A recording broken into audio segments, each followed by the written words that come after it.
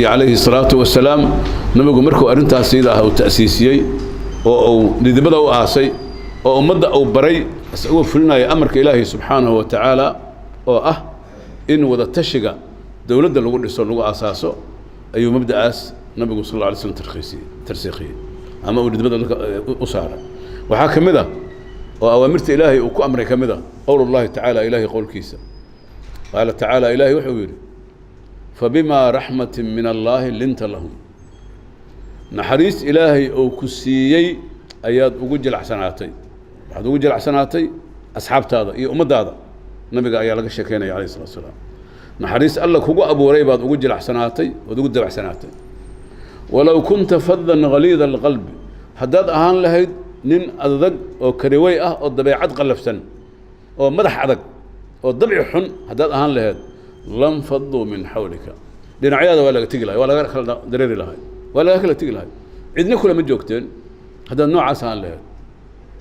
مركا النبي صلى الله عليه وسلم أيا وحلقة شاكين يدب عديسي طبعا عده قام من ذلك كل ليست وحي كنت مدبال ليها إن هذا نحرس بدنتهاي ذاتك مارتي أدو جل عسنتهاي لين آتهاي لكن هذا أهان له هذا نين دبيعات قلب سن أو دبيعات أدق أو معنقق ولا أكل تقلها هذا يساس تاي مركا فاعفوا عنهم اسكعافي مركا هذا وحي كنت مد عفوا كان وحو كدلنا يا دغالك احد اوامرتي او بخي يقابك وامره ان لو دغالمو ايا لخلافه niman ayuu jabal saaray wuxuu yiri meeshan ha ka soo digina dabarka naga ilaaliya dagaalkii waa isaga nidaamiyay nimankii jabalkii markii ay muddo saaraayeen oo ay arkeen in muslimiintu guuleysteen ay ka soo digeen jabalkii markaas ay yiraahdeen meeshii waa la guuleystay maxaan u taagnahay 10 ma ku hartay 40 waa soo digtay markaas ay yiraahdeen aan qaniimada wax ka qaadano 10 kaas ku sabrayo ninka hogaaminaya Abdullah oo kamid ahaa Khalid ibn Walid markaas gaal ahay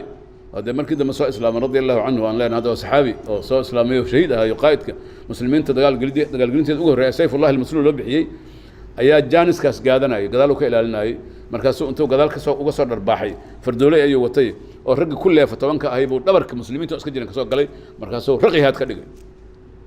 وتولاي تضوات صحابي وكل شيء خلط كاس أو عيدا أو دقالو للعي أو كمذا هاي النبي قادر كيس أدنى أوجع الله صلى الله عليه وسلم اسكدانا يا هايان يعني حمزة بن أبي طالب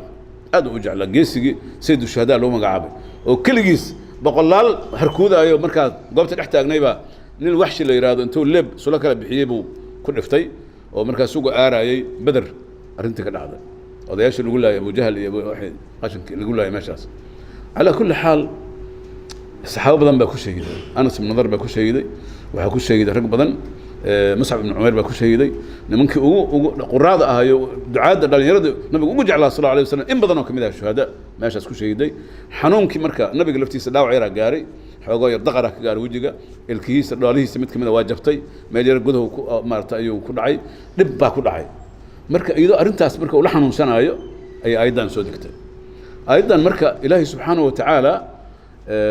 أيضا بدنا نقول هذا النوع كذا خداع هذا خلط كذا مسألة كلا ولا أيضا كلا كلا لكن تن وحليه مركا نحريستي الله كوجا أبو ريبة وجل حسناتي هداد مدح عدك مدح عدك هان هيد أو دبيعات حن أو قلف سن أو أندتك وجل حسنين ولا ياكل تيجي هاي هذا أساس تاي مركا فاعفوا عنهم اسكعفي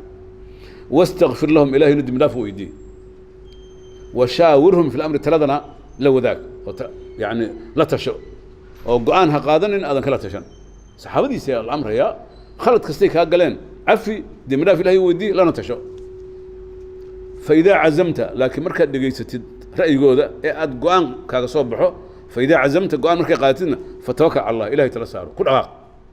دقائق مركز قائدك وحل جربه أي إله كسوري دبع سنان ضدك إنه صدنته إنه صد ويسته إنه دقيقته عدو والباء صاحب الرأي أسوون أفيرين وكل جريا وكاجريا وكل الصعداء وتقان متقان وإنه أروريا أسوون سي مرايا ضدك يقانا قف كست رأي وناكس دلك سو كردناي قفك هوغاميها waxa laga doonaya inuu soo dhaweysto xiriir fiican la sameeyo ra'yigiisa oo dalka uga faa'iideeyo taas waa waajibka nabiga sallallahu alayhi wasallam taas ilaahay faray subhanahu wa ta'ala waan ku dhaqay salaatu allah wa salaamu alayhi wad ogeedeen markuu dagaalada galay markuu heshiis galaayo markuu meel aadayo kulligood la tashiyo sameeynaayo wuxuu weydiinayay saxaabada weliba dadka waaweyn oo saaxiib ra'yiga to arooriyo ragga tajaaribta leh khibradda leh soo maray talooyinka maxaan ku idhahdaa jaahiliyadii wax maamuli jiray dagaalo badan soo hogaamiyey rag waaweyn ku jira meesha khaasatan khulafaa uraashidiin afarta khaliifiyo rag kale oo lamida uu la tashay jiray sal allahu alayh wasalam iyo rag badan oo saxaabada ka mid a mabda'aas waa mabda asaasi ah shuurada waxaa kaloo ilahay uga hadla suurad dhammaan lagu magacaabo leeyahay suuratu shuura ooba suuraddaas magaceeda wadataba shuurada sifadaas wadata wada tashiga marka waxaana ilaahay dhigay salaadii iyo zakadii dhexdooda labada rukno islaamka dhexdooda la dhigay ilahay wuxuu leeyahay waladiina istijaabu lirabbihim kuwa rabbigood ajiibay wa aqaamuu salaata salaada oogay wa amruhum shuuraa baynahum fiiri salaaddii marka laga hadla shuurada la dhigay wa amruhum shuuraa baynahum taladooduna ayuu tahay inay wada tashadaan oo talada ku goostaan wada tashi wa mima razaqnaahum yunfiquuna wixii aan ku quudinana bixinaya waa zakadii marka salaadii zakadii dhexdooda shuurada la dhigay si ilaahay u muujiyo ahmiyadda ay leedahay inay laba rukno islaam u dhaxayso waxa weeye in mabda'a islaamnimada iyo dowladnimada uu ku dhisan yahay kaas yahay lilasaf khulafaa uraashidiina nabigay ka dhaxleene abubakar iyo cumar iyo cuthmaan iyo cali way ku dhaqmeen markay ku dhaqmeen ee khulafada ay baxeen dowladda bani umaya ay bilaabatay ayaa xukunkii isbedelay wada tashiga ku dhisnaa wuxuu aaday mulki la iska dhexlaayo iyo dagaallo iyo fitan iyo khawaarij iyo hoogay baa loo gudbay dhibaato badan baa dhacday inkastoo islaamkuna guulo badan iska gaaray oo dagaaladii lagu guulaystay markaas socdo muslimiintu waa xoog badnaayeen diintuna way adkeed waana lagu dhaqmaya shareecada haddana futuuxaadka islaamka waa iska socday laakiin mabdii siyaasiga ahayo islaamka oo nabigu ka tegay sal ly slam dhawac baa gaaray kullamaa muslimiintu markii dambena dee waa tii la burburay oo mamaalig loo kala baxayo tamasuqa dhacayo andalus laga soo noqday oo Spain dib u qabsadeen reer Yurub carabti baa la jarjaray ilaa khilaafada islaamka ugu dambeysay oo hashka ahayd oo rajul mariid loo bixiyay ninka duqi jireen loo dhihi jiray duqi iska xanuunsanay Turkiya 1924 la dumiyay oo nimanka hadda geesiyaasha ay dib rabaan inay soo nooleeyaan inkastoo niman qiimo badan ay ahaayeen raggaas laga takhaluso muslimiinta isku haya haddana waxa weeyaan mar haddii qowmiyad loo kala jiro dadka iyo qabiil carabti gaar loo gooyay hindi gaar loo gooyay muslimiinta ahay qolo walba meel lagu isticmaalka ka shaqaystay iyadana markii dambe hilfaha loo qaado wala baabi marka qaacidadu waxay tahay kullama mabda ashurada wada tashiga oo xoog leeyahay muslimiintu waa midaysan yihiin way kullama mabda ashurada laga tago ee taladu ay noqoto tala fardi ama group ama koox ay qaadato dadkana aan wada tashi la dhex gelinna waxa bilaabanay khilaafa bilaabanay israa mabda la yaqaan way ودينتنا أي شاكتي إلهنا أنه قدقي ولا تنازعوا فتفشلوا وتذهب ريحكم وتي آياتك سورة الأنفال إلهي نقيري هيس كهور إيماننا هيس خلافنا سرعها سمينا ومركا فشل ودن كدعو وأضبر برتان هذا أساس هاي مركا أحكامة إسلامكم مركا محيطة أحكامة إسلامكم حواي لبوا ذاتك لبوا الله قيبنا يا هرت مركا هوري وحلا يرى معارضة موالات إسلامكم يقان وحيابان هذا قال هذا لقى سوق قوريي دولة qofkii aan dawladdaas ku dhex jirin ama aan dana markaas ku qabin oo ayda uu duqeynaayo oo maanta ayda wax ka sheegaayo ayda uu caarada islaamku ma yaqaan islaamku wuxuu yaqaanaa dadka dhan muwaalaad waayo ninka xaakimka oo madaxweynaha ugu sareeya inta la shaqeysa waxa weeye waxay dhihi jireen culimadu waa ujaraa waa shaqaale ummadda u shaqeynaayo amarka ilaahayna ugu shaqeynaayo mabaadiidana fulnaaya ummadda maslaxadeeda ka shaqeynaayo akhdaa hadday galaanna waa lagu xisaabtama sida Abubakar Siddiq radiyallahu anhu ayaa wuxuu yiri markuu khudbadii ugu horeysay akhrinaa markii laga dhigay amiirul mu'miniin khalifatul muslimiin ayaa wuxuu yiri adiicuni ma adactu Allah intan ilaahi adiicayo adiica idinkuna fa idha asaytu fala da'ata li alaykum haddaan ilaahi caasiyana wax daaca idinkum lihi macnaha mabda'aas ku shaqeynaa qofku inuu wixii lagu ballamo uu fuliyo ilaahi uu adeeco ummadda uu cadaalad u sameeyo ummadda uu kula tashado soo jiito hadday saas tahay marka dadka oo dhan waxa la rabaa marka inay ciidan u noqdaan kii u shaqeeya ama la shaqeeya kii aan u shaqeyn ama aan aqoonin kii yaqaano kii ku xisbiya kaan ku xisbi ahayn dadka dhan waxa la rabaa inay adeecaan xaqooda ku leeyahay inta uu walaayada asagoo haysto in la adeeca waajiba xataa ra'yigaaga inuu qaato waajib kuma ah inuu faafiyo shurada waa looga baahan yahay asaga ninka hoggaanka xaakimka ah oo dad badan uu dhageysto laakiin ra'yiga ugu dambeeya asaga iskale wixii uu soo dhex baxay inuu qaato ayuu xaq u leeyahay marka horta mabda'aas inuu caddaado waa diin ahaan tan labaad waxa waaye مبدأ الشورى فائدين كيس وحكمده فائدين كيس وحكمده إن أو دتك مدايو تتكوا واستعلانيا يعني محبة إيه تعاون كدحيناي كلما دتك لا تصير رأي جودة إلا بهاي رأي يكون عشان مصير دلك تلذيسة ويسودون ما يعني وإيمانا يعني سرع ويرانا يعني مد الله بعدنا وحو جانس أصينا يا الدولة ده إن أصحاب الخبرات دتك خبرتها له إن رأي جودة وسوقاره ولذلك مجالس النيابة بارلمانada iyo golayaasha xukuumadda iyo golayaasha gudiyada qaran iyo maamul goboleedyada iyo waxa loo sameeyay in la baahiyo taladii oo talada la soo aruuriyo oo aysan dad yar oo kooban aysan ku sinaanin in la baahiyo dhaqaalaha in la baahiyo ilaahay wuxuu leeyahay kay la yakunu dawlatan bayna al-aghniyaa minkum dhaqaaluhu inuu ku meerayso kaliya xogo yar oo maal qabeena ee dadka ugu yar xataa u gaaro ganacsiga iyo dhaqaaluhu u gaaro taladuna sidaas oo kale way ولذلك مجالسtaas oo dhan saas loo waasiciyay ayuha al-ikhwa day sidaas tahay marka maanta annaga waxaan ku jirnaa binaa dawla Soomaaliya dawladda Soomaaliya ilaa 2000 maalin walba hal bulkeetiba la sii saaray waxba lagu daray maanta meesha uu fiicneed baan maraynaa meel ka si fiican oo higsanayna dawladda muassasaadkeedii baa cagaar dhulka saaray xilligan waliba madaxweynahan Maxamed Cabdullaahi talada haayo tilaabo waxa lagu dhiirada aad u muhiim ah oo dawladnimadii aad u soo kabay oo kor u soo qaaday kulligeena marxaati baan kana garsoorkii baa hagaajin fiican lagu wadaa militariga baa la nidaamiyay oo ogtihiin oo wixii iska gacsanay maanta ay nidaamsan yihiin oo sidii dawladaha casriga u dhaqmaayay mushaarkana ku qaadanaya loo nidaaminaya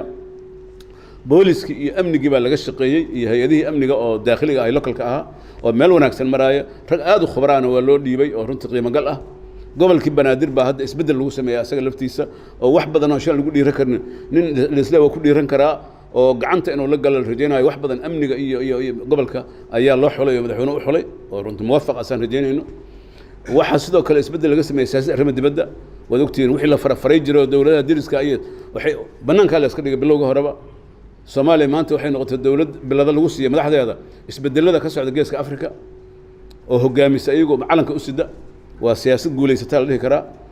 ilaa UN kan aragteen waxa ka dhacayo in madaxweynihii Soomaaliya aad loo maamusay oo dawladihii diriska ah qaarkood ay meesha tanaasulaad badan markay arkeen maqaamka Soomaaliya oo maray ka sameeyeen arrimo badan oo ay laaclaacayeen يعني horumar fada barama socda oo aad u qiimo badan marka marxaladan oo kale marka marxalad in la isdurdura iyo in khilaaf la muujiyo iyo israac la muujiyo mudan maaha waa marxalad gacanta la isqabsan lahaa jiirta laga gudbi lahaa ilaahay wuxuu leeyahay falaqtaxam al-aqaba يعني buurti ma uusan jirin qofka muslimka waxa laga doonaa inuu buurta jiiro oo ku dhiirado inuu maarta tago meesha bari amaanka uu tago taas laga marmaan ولذلك waxaan ku soo khatimaynaa khudbadan mabdaas shuurada ilaahay nooga waramay nabiguna sallallahu alayhi wasallam uu fuliyay in dawladdu madaxweynuhu ugu sareeyay ilaa ra'iisul wasaaraha ilaa madaxda dhan wada fadhiidin in asaga lagu dhaqmo horto oo la baahiyo tashiga la baahiyo maxaan ku iraada majaalista qaranka dowrkooda banaanka la soo dhigo oo talada wax ku yeeshaan oo aan madaxweynaha ra'iisul wasaaraha xukuumadda aan la dhigin idaba anta wa rabbuka faqatila innaha huna qaacidun sida mararka qaarkood aad arkaysid in guushana in wada sheegto la doonayo dib haduu yimaadana la rabo in dad gaar madax loo saaro loo baahno waxa la doonaa mas'uuliyadda in la wada qaado sida talada dalka loo wada leeyahay in madaxda qaranka mas'uuliyadda loo qaado loo baahan yahay marka waxa la doonayaa golayaasha dastuuriga ah oo baarlamaanka labadiisa dariishadood ama labadiisa aqal ay kamid yihiin inay doorkooda qaataan oo ay dalka xaaladaha isbedelka oo qiyaadada ama hogaanka dalku oo doonaya meesha uu rabo inuu gaarsiiyo inay garab ugu noqdaan waa laga maarmaan garab istaagaan si rasmi ah sidoo kale mujtamac qaybihiisa kala duwan ayaa la doonaya ganacsatada hadii yihiin culamaa diin hadii yihiin aqoonyahan hadii yihiin in iyaguna banaanka ay soo baxaan oo macnaha ay ayidaan kama wada banaanka soo baxaan mudaaharaad kama wado waxaan ka wadaa inay kelimadooda cadeystaan oo ay yiraahiin nahnu ma'a al-mashruuc ar-rasmi mashruuca dawladnimada taageersanna madaxda qaranka kuwa dalka hogaami jiray ay dhici karto inay dib u hogaamiyaan waxa la doonayaa xaalad dalku maraa intay qiimeeyaan inay dawladda ay garab istaagaan eray kasta iyo mowqif kasta oo xasaasiyad abuuri kara ama dadka qalbigooda wax kala geli karna in laga fogaado waajib waay ma banaana in dadkan geedi socodka ku jira oo bilowga ku jira oo xaaladooda ay aad u adag yihiin in hore loo wada la doonayo in gadaal loo celiyo maaha madaxdana waxa la doonayaa raggaas madaxda oo hore waliba oo maamuus kale inay madaxda qaranku ay maamuus gaara iyo soo dhaweyn gaara iyo ra'yi dhageysi gaara iyo fadhiyo gaara iyo ixtiraam gaara inay u muujiyaan laanahu dadka maqaam kale oo maaragtay laysa minna nabiga sallallahu alayhi wasallam naga mid ma aha qofkan saaxibul maqaamkan maqaamkiisa u ogolaanin qofka maqaamka hadii dalka ninka madaxweynaha ka noqday maamuus gaar uu leeyahay sharaf gaar uu leeyahay waxa laga doonayaa marka ayaguna inay tilmaantaas maqaamkaas maamuuskooda ilaaliyaan madaxda qarankuna inay si gaara oo soo dhaweyn gaara iyo ixtiraam gaar u muujiso sida asalka ah oo dhaqanka ah sidaas ayaana waxa waajiba hadii khilaaf uu yimaado la samax Allah dadka shacabka Soomaaliyeed waxa waajib ku ah dawladda dhisan markaas oo sharciyada leh in la garab istaago go'aanka madameysa ida iskale go'aanka madameysa oo lagu dhaqmaayo walaayada qofka haysta ayaa iskale saaxiib walaaya dadkan baycadooda waxay ku jirtaa ay bayca kula jiraan iyagoo baarlamaanka u sii maray iyo golayaasha iyo maamul goboleedyada iyo baycada guud waxay kula wada jiraan madaxweynaha qaranka ee dalka ugu sarreeya ilaa muddadiisu ay ka dhamaanayso ilaa fatradiisu ay ka dhamaanayso asagaa iskale baycada guud marka haddii ra'yi iska hor yimaado الرأي الأخير أسجع أسكال رأي أوجد ما يستوى لقادنا أسجي سواء وحكست جرب كيس اللي جفره وحوي ويعني موقفا في عنيه وأرنا في عنيه وأرنا خلدان واي يعني النبي صلى الله عليه وسلم عليكم بالسمع والطاعة في المنشد والمكره في العسر واليسر دردارك النبي صلى الله عليه وسلم كاسوها واحد دشينا إن دقيقتين ملاحدين وضايعين واحد جعشين إيه واحد نعبتين واحد إذن كعلص إيه واحد إذن في ضده كل وضع الوضع داعية بس وحال خلافك راكليه مركي صريح اي كتاب كلام يقول مادين اول بقى تاويل لهين او يراهن دينته اسلامك يعني لا سمح الله من كرت دين كان من كل دين كان ما دينته انه كوري هوغاميه دلكان سومر دلكان دل مسلمين سونا هو مسلم مدحنا دورنا مسلمين مركا انتاسنا waa laga marmaan in la ogaado اللهم صل على محمد وعلى ال محمد كما صليت على ابراهيم وعلى ال ابراهيم وبارك على محمد وعلى ال محمد كما باركت على ابراهيم وعلى انك حميد مجيد اللهم ارض عنا وعن اصحاب نبيك محمد صلى الله عليه وسلم جميعا وعنا معهم برحمتك وكرمك وجودك واحسانك اللهم اغفر لنا ولوالدينا ولجميع المؤمنين والمؤمنات والمسلمين والمسلمات الأحياء منهم والأموات برحمتك يا أرحم الراحمين ربنا آتنا في الدنيا حسنة وفي الآخرة حسنة وقنا عذاب النار اللهم أعز الإسلام والمسلمين واخذل الكفرة والمشركين ودمر أعداءك أعداء الدين اللهم وحد صفوف المسلمين اللهم ألف بين قلوب المسلمين اللهم اجمع كلمة المسلمين اللهم وحد صفوفنا واجمع كلمتنا على الحق والهدى يا أرحم الراحمين اللهم إنك عفو تحب العفو فاعف عنا يا الله اللهم أصلح لنا ديننا ودنيانا وآخرتنا صلى الله على سيدنا ونبينا محمد وعلى آله وصحبه أجمعين